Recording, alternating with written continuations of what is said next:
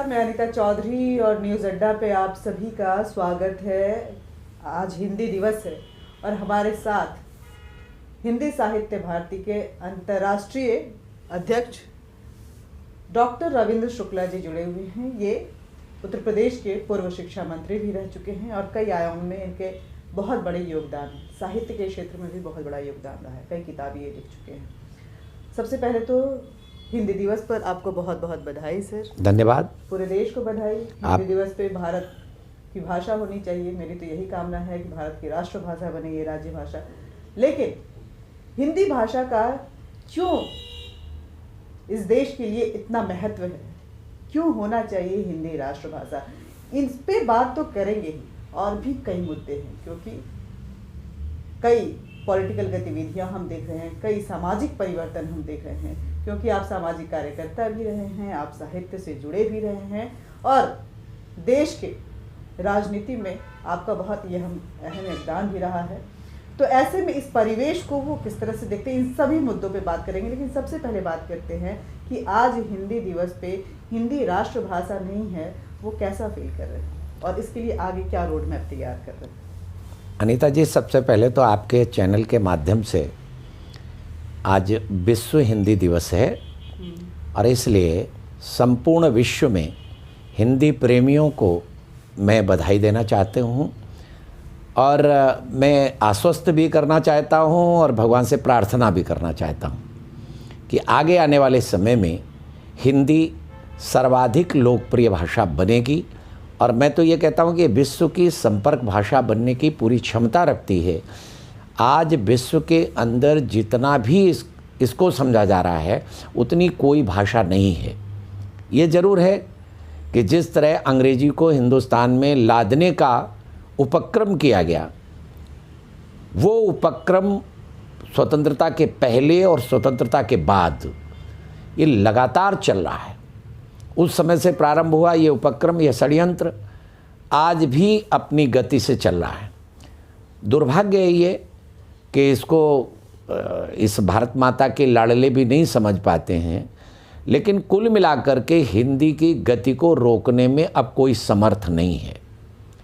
उसके कई कारण हैं। आप सब जानते हो कि जिस तरह से हिंदी को रोकने का प्रयत्न किया गया, उसमें सबसे बड़ी बात अगर ध्यान दें तो एक लॉर्ड मैकाले नाम का जिसने शिक्षा पद्धति में परिवर्तन किया, वहाँ से हम प्रारंभ करें तो आप ध्यान देंगे कि यहाँ के वायसराय की परिषद में उसको बुलाया गया और उसको जब यहाँ पर उसकी नियुक्ति हुई तो उसे यही काम सौंपा गया कि भारतवर्ष का स्वाभिमान, आत्मगौरव का स्वभाव ये समाप्त करना है। इसके लिए क्या क्या करना है, तो उसने बहुत सारे सजेशंस दिए ईस्ट इंडिया कंपनी को, जो ईस्ट इंडिया कंपनी के माध्यम से ब्रिटिश सरकार को गए। फिर उसको बाद उसको बुलाया गया वहाँ पर ब्रिटिश पार्लियामेंट में, उसने उस पूरे अपने चीज़ों को रखा वहाँ सामने। उन सबको अगर देख लिया जाए तो सबकी आंखें खुल जाएंगी। उसने साफ शब्दों में आपने एक इस पूरे बातचीत के दौरान कि हमारे ऊपर लादा गया, भाषा को भी लादा गया जी, लेकिन आज़ादी से अब तक देखें तो सिर्फ भाषा ही नहीं, कई और चीज़ें भी ला दी गई। आज़ादी के समय में बंटवारा लादा गया हमारे ऊपर। उस बंटवारे के बाद जो जिस बिना पे ये बंटवारा हुआ था, उसके बावजूद मुस्लिम समुदाय अगर कहें तो धर्म के नाम पे ये देश बंटवारा हुआ था। पाकिस्तान एक इस्लामिक देश बना, लेकिन इस्लाम हिंदुस्तान में रह गया और हिंदू जो सनातनी धर्म है, हिंदुत्व है, वो ख़त्म होता गया। इन सभी चीज़ों को आप कैसे देखते हैं? लादने की प्रक्रिया में तो आज की डेट में भी अगर देखें तो कई चीज़ें लादी जा रही हैं, लेकिन हम वहीं से शुरू करते हैं, उसके बाद आ जाएंगे। उस समय लादा गया और उसके बाद लादते लादते कहाँ तक हम लदे हुए हैं, कितना बोझ है हमारा। दुर्भाग्य स्वतंत्रता की बागडोर, इसके बाद सत्ता की बागडोर जिन लोगों के हाथों में आई स्वतंत्रता के पश्चात, वो भी लॉर्ड मैकाले के मानस पुत्र थे और उन मानस पुत्रों ने अपना धर्म निभाया और लॉर्ड मैकाले के प्रति उनका जो कर्तव्य था वो पूरा किया। तो वही किया। महात्मा गांधी लगे रहे। मानस पुत्र थे? हाँ, मानस पुत्र। अच्छा, उनके मानस लॉर्ड मैकाले के ही मानस पुत्र थे, जिन्होंने संस्कृत को नहीं पनपने दिया, जिन्होंने हिंदी को नहीं पनपने दिया, जिन्होंने आयुर्वेद को पनपने नहीं दिया, जिनने भारतीय स्वाभिमान को पनपने नहीं दिया। जो षड्यंत्र लॉर्ड मैकाले ने किया था, उसने यहाँ गुरुकुल पद्धति समाप्त कर दी, यहाँ पर संस्कृत पर प्रतिबंध लगा दिया, आदि आदि बहुत सारे काम किए, उन पर चर्चा नहीं करना चाहता। लेकिन वो सारे काम, अब देखिए एक शब्द है इंडिया, ये इंडिया शब्द किसने दिया? ईस्ट इंडिया कंपनी ने दिया। इससे पहले इंडिया तो था नहीं। कभी किसी नाउन का अनुवाद होता है क्या? अगर किसी का सूर्य प्रकाश नाम है तो क्या उसको सनलाइट कहेंगे क्या? कभी कहेंगे क्या? गांधी जी ने लेकिन इंडिया तो मान लिया। नहीं, गांधी जी ने क्या माना क्या नहीं माना ये तो बड़ा विषय है। गांधी जी आप बोले कि उनके मानस पुत्र बताते हैं, लेकिन लोग तो महात्मा बोलते हैं। नहीं, मैं देखिए महात्मा कहाँ से आया, बाकी सब क्या आया। अब देखिए गांधी जी के बारे में जहाँ तक चर्चा है, अगर वो चर्चा करेंगे तो मैं स्पष्ट शब्दों में कहता हूँ कि गांधी जी की सबसे बड़ी भूल, यदि गांधी जी ने कहा था अपनी हरिजन पत्रिका में नवंबर में, ये 1946 की बात है, 1946 की हरिजन पत्रिका शायद 24 नवंबर है, उसमें उन्होंने एक साक्षात्कार दिया था कि इस देश का विभाजन मेरी लाश पर होगा। तो देश का विभाजन भी हो गया, महात्मा गांधी को पता भी नहीं चला, और देश का विभाजन हुआ उन्हें पता नहीं चला, और इसके बाद भी उन्हें इसका विरोध करना चाहिए था, विरोध नहीं किया। बल्कि जिस आधार पर, जैसा आपने कहा कि बंटवारा हुआ था, इस आधार पर उन्होंने तो बोला कि मेरी लाश, अगर मैं, वो तो हंगर स्ट्राइक पे चले गए कि वो तो नोआखाली में, हाँ हंगर स्ट्राइक गए ना।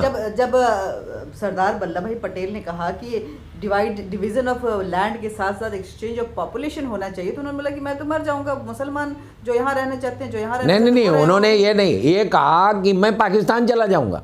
हाँ, ये धमकी दी कि मैं भारत भर छोड़ दूंगा। हाँ। और इसीलिए देखिए महात्मा गांधी जी के विचारों से बहुत सारी चीजें हैं जिनसे मैं सहमत नहीं हूँ। उन्होंने तो राजस्व का भी बंटवारा कर दिया। मैं वही कर रहा हूँ, 55 करोड़ पैसा भी दिलवाया, महात्मा गांधी नहीं दिलवाया। यद्यपि जो स्वतंत्रता के डॉक्यूमेंट पे दस्तखत हुए जवाहरलाल नेहरू, उसके भी विरोधी थे। और इसका अगर देखेंगे आप, उनके उसको पढ़ेंगे तो नोआखाली में प्रेस कॉन्फ्रेंस की उन्होंने, इसी के खिलाफ। तो नवाखाली बैठ के की, और यहाँ थे ही नहीं वो। नहीं, तो फिर जब आए तो कहे नहीं किया विरोध, बिल्कुल नहीं किया विरोध। और वो बोले कि नहीं सारा मुसलमान, बल्कि सरदार वल्लभ भाई पटेल के पक्ष में अधिक लोगों का था, केवल एक राज्य ने नेहरू के पक्ष में वोट दिया था, लेकिन इसके बाद भी उन्होंने ये किया कि इनको बनवाया। दूसरी बात यह है कि इसी तरह सुभाष चंद्र बोस जब पट्टाभी सीतारमैया को हरा करके अध्यक्ष बने कांग्रेस के, तो आप चौंकेंगे कि पट्टाभी सीतारमैया की हार को मैं अपनी हार मानता हूं, ऐसा उनका वक्तव्य आया, और सुभाष चंद्र बोस को काम नहीं करने दिया। तो ये कहा जा सकता है कि हमारी आज़ादी की लड़ाई, ये जो अहिंसा की लड़ाई थी, जो हम कहते हैं कि गांधी जी की अहिंसा की वजह से, अहिंसा नीति की वजह से हम जीते, हमें आज़ादी मिली, ये कहीं ना कहीं एक भ्रम था जो लड़ाई हुई थी। क्योंकि अगर वोट दिया जाता है सरदार वल्लभ भाई पटेल को इस देश का कमान संभालने के लिए, अगर कांग्रेस का अध्यक्ष सुभाष चंद्र बोस को बनाया जाता है, तो कहीं ना कहीं तुम मुझे खून दो, मैं तुम्हें आज़ादी दो पे इस देश की जनता बिलीव कर रही थी। देखिए आपको जानकर आश्चर्य होगा नेताजी कि उस समय सुभाष चंद्र बोस ने एक अंतरिम सरकार का गठन किया था। उस सरकार को कई देशों ने मान्यता दे दी थी। इसलिए जब कोई कहता कि सरकार हमारी 1947 में बनी, तो मैं उसका विरोध करता हूं कि भारतवर्ष की सरकार तो पहले बन गई थी, उसको कई देशों ने मान्यता दे दी थी। और उन्होंने जब इस देश से मांगा कि तुम मुझे खून दो, मैं तुम्हें आज़ादी दूंगा, अगर उस समय जरा भी महात्मा गांधी उनका साथ दे देते तो खंडित स्वतंत्रता नहीं, परिपूर्ण स्वतंत्रता प्राप्त होती, और भारतवर्ष के अंदर ये समस्या भी नहीं कुछ भी होती। जितनी समस्याओं की जड़ में कोई अगर है, तो मैं साफ शब्दों में कहता हूं, अब चक्कर क्या है इस देश के अंदर महात्मा गांधी के, आज की डेट में अगर कोई महात्मा गांधी का विरोध कर रहा है तो गलत नहीं कर रहा है। नहीं, बिल्कुल नहीं कर रहा है। तो क्यों कर रहा है भाई? देखिए कोई भी व्यक्ति, राम के अंदर जब कमियां ढूंढी जा सकती जो महात्मा गांधी को जरा सा भी कुछ कह रहा है, पूरा देश इतना ऑफेंडेड, मतलब देश नहीं, जो सरकारें हैं वो इतना ऑफेंडेड फील कर रही है कि तुरंत पकड़ के जेल में डाल दो। देखिए बिल्कुल आप नहीं, आप क्या हो जाएगी। महात्मा बोल रहे हैं, राष्ट्रपिता बोल रहे हैं, जबकि आरटीआई में ये तो हो चुका है कि उनको राष्ट्रपिता का दर्जा ही नहीं। देखिए राष्ट्रपिता तो कोई हो ही नहीं सकता। जो लोग ऐसी बातें करते हैं उन मूर्खों से मैं पूछता हूं, क्या महात्मा गांधी से पहले ये राष्ट्र नहीं था? क्या राम के समय ये राष्ट्र नहीं था? क्या कृष्ण के समय ये राष्ट्र नहीं था? आप जरा महाभारत पढ़ लीजिए, कितना पुराना है और किस समय ये लिखा गया। उत्तरम यद समुद्रस्य हिमाद्रेशैव दक्षिणम वर्ष तद भारतम नाम भारतीयत्र संतति। ये किसने लिखा, कब लिखा? आप मनुस्मृति उठा करके देख लीजिए, आप महाभारत उठा करके देख लीजिए। ये सब क्या किया कि हमारे आत्मगौरव को भुलाने के लिए जो काम अंग्रेजों ने षड्यंत्र पूर्वक प्रारंभ किया, वही स्वतंत्रता के पश्चात भी चालू रहा, वही इतिहास बढ़ाया जा रहा है। और दे दी हमें आज़ादी बिना खड्ग बिना ढाल। मैं पूछता हूँ राष्ट्र के लोगों से, बिल्कुल सीधे सीधे पूछता हूँ कि अगर बिना खड्ग बिना ढाल के आज़ादी मिली तो क्रांतिकारियों से लदे हुए 4 जहाज ट्रेनिंग लेकर के आए थे, हथियार भी थे उनके साथ, कामागाटा मारू, प्रिंसेस कोरिया और 2 और। इन जहाज़ों के साथ क्या हुआ जरा पता करिए। इनको एक को खड़ा करके समुद्र के बीच में खाना पानी खत्म करके उनको तड़पा के मारा गया। बाकी 3 जहाज़ों को बंदरगाह पे लगा करके गोलियों से भून दिया गया, सबको, हजारों की संख्या में। और उसमें एक बाबा पृथ्वी सिंह बचे थे, बाकी सब मर गए थे। बाबा पृथ्वी सिंह भी कलकत्ता के बंदरगाह पर उसमें लाशों में दब करके बचे थे, बाद में बड़े क्रांतिकारी बने वो। ऐसे तमाम लोग वो मरे, जलियांवाला बाग में मरे, हंसते हंसते फांसी के फंदे को चूमे, काला पानी में हजारों लोग रहे, उनके साथ अमानवीय व्यवहार हुए। मैं तो काला पानी गया हूँ, मैंने देखा है, रोंगटे खड़े हो जाते हैं वहाँ। क्या वो लोगों ने, जरा बता दे कोई, क्या किया है उन्होंने? अगर बिना ढाल तलवार के आज़ादी मिली तो फिर ये लोग बेकार ही अपने को फांसी के बंदे को चूमने के लिए आगे बढ़े। आपने कहा कि कहीं ना कहीं भारतीयता को और भारतीय संस्कृति को खत्म करने के लिए एक षड्यंत्र सा रचा जा रहा है। आप अटल बिहारी वाजपेयी के समय में शिक्षा मंत्री थे, आपने एक प्रस्ताव पारित किया था, आप बतौर शिक्षा मंत्री, वंदे मातरम इस देश के लिए हर शिक्षण संस्थान में लागू होना चाहिए। देश में नहीं, मेरा माफ़ कीजिएगा, मैं उत्तर प्रदेश की बात कर रही हूँ। आपने एक राज्य के लिए ही कहा था, लेकिन उसके लिए आपको क्या? मैंने आदेश जारी किया था। भारतीय संस्कारों को बच्चों के अंदर भरने के लिए हमने एक योजना चालू की थी जिसका नाम था कल्प योजना।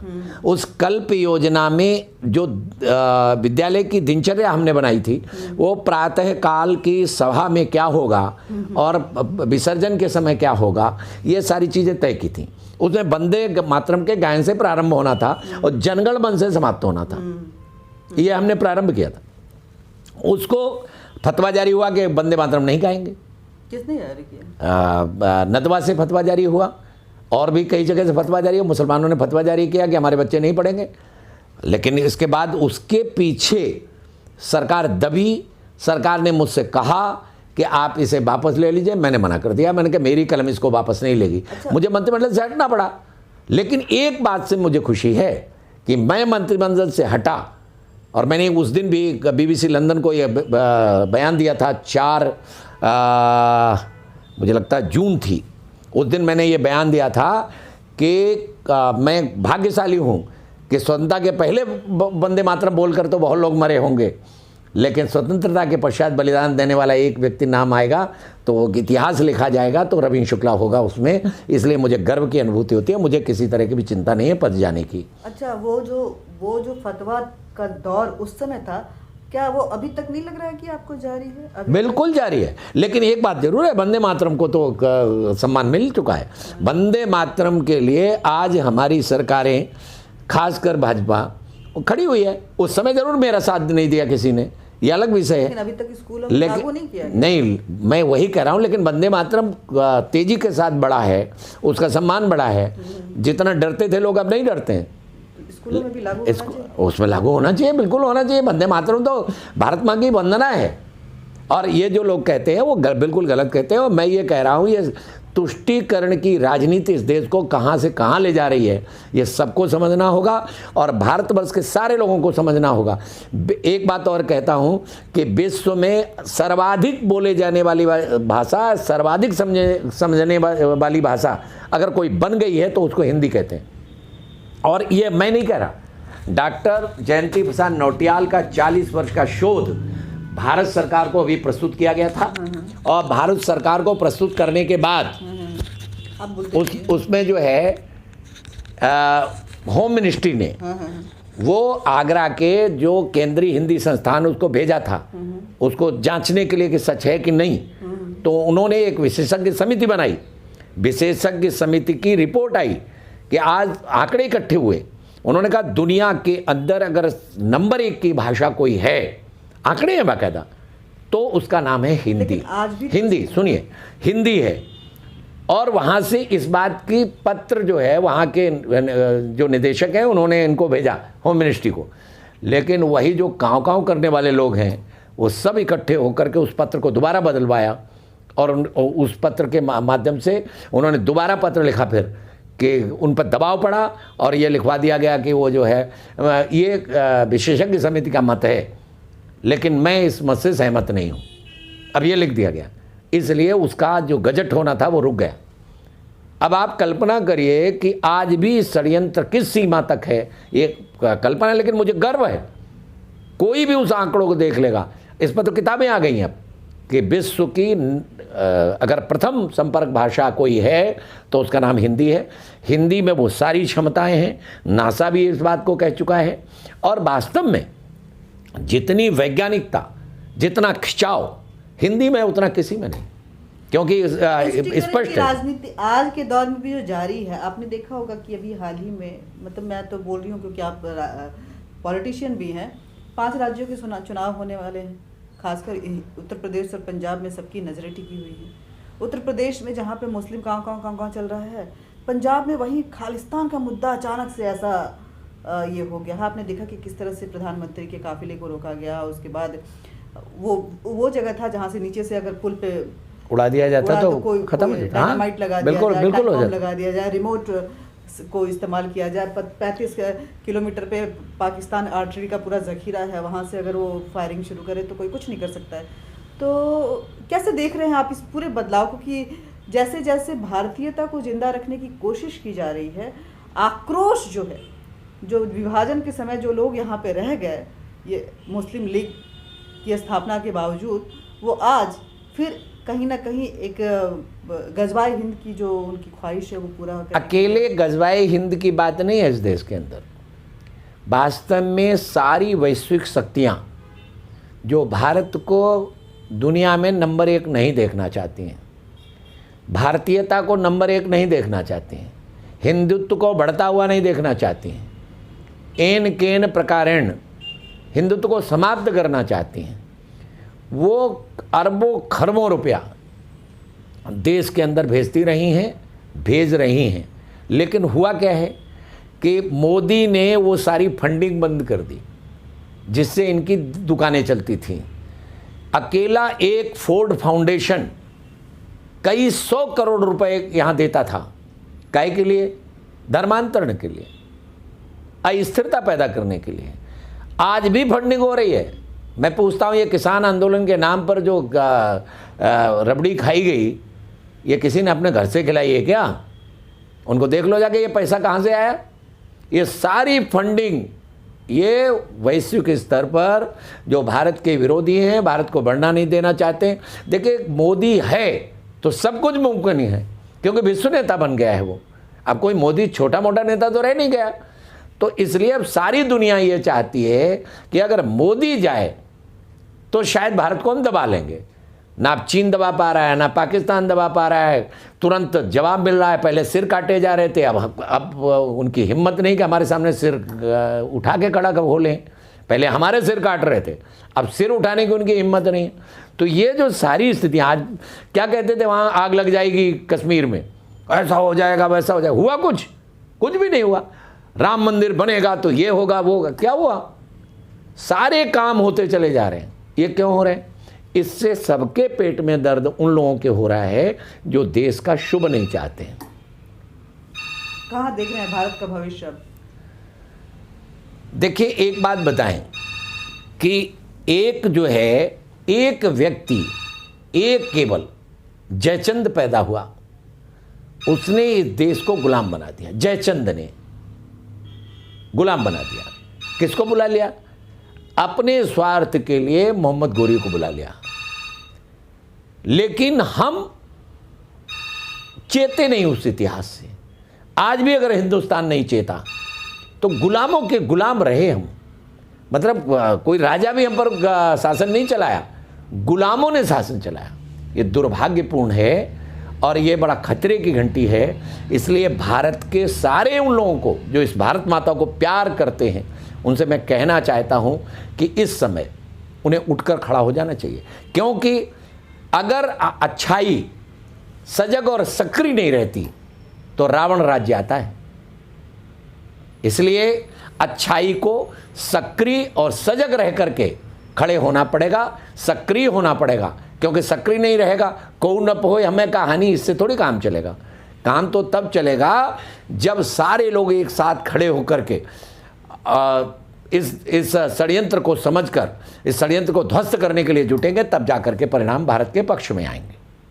बहुत बहुत धन्यवाद अकबर। देखिए, एक बात तो बिल्कुल साफ है, सिर्फ डॉक्टर रविंद्र शुक्ला जी के कहने के अनुसार नहीं, बल्कि इस देश के हर नागरिक के लिए ज़रूरी होता है कि अगर देश को विकासशील बनाना है, विकास की पराकाष्ठा पे पार ले जाना है, देश को बचाना है, तो आपको एकजुट होना ही पड़ेगा। देखिए, पाकिस्तान ये समझ चुका था कि मुस्लिम कार्ड खेलते खेलते जो मुस्लिमों के साथ वो तुष्टि को उतारने चढ़ाने से वैश्विक शक्तियां ये समझ चुकी थी, वो कहीं ना कहीं विफल होता हुआ भारत में नजर आया। तो आपने देखा कि वो एक दूसरा कार्ड खेलने की वो कोशिश कर रहे हैं, जिसका नाम वो खालिस्तान बता रहे हैं, जो मुद्दा कब का मर चुका था उसको इस इलेक्शन में जिंदा करने की कोशिश कर रहे हैं, और कई तरह के वो प्रोपागेंडा रच रहे हैं। इसी के तहत एक ऑडियो भी उन्होंने जारी किया है 7 समंदर पार से, कभी ब्रिटेन से, कभी कनाडा से, तो कभी यूएस से, और इस सब के पीछे चीन और पाकिस्तान जो है जरूर लगा हुआ है। इस बात को आप दरकिनार नहीं कर सकते हैं।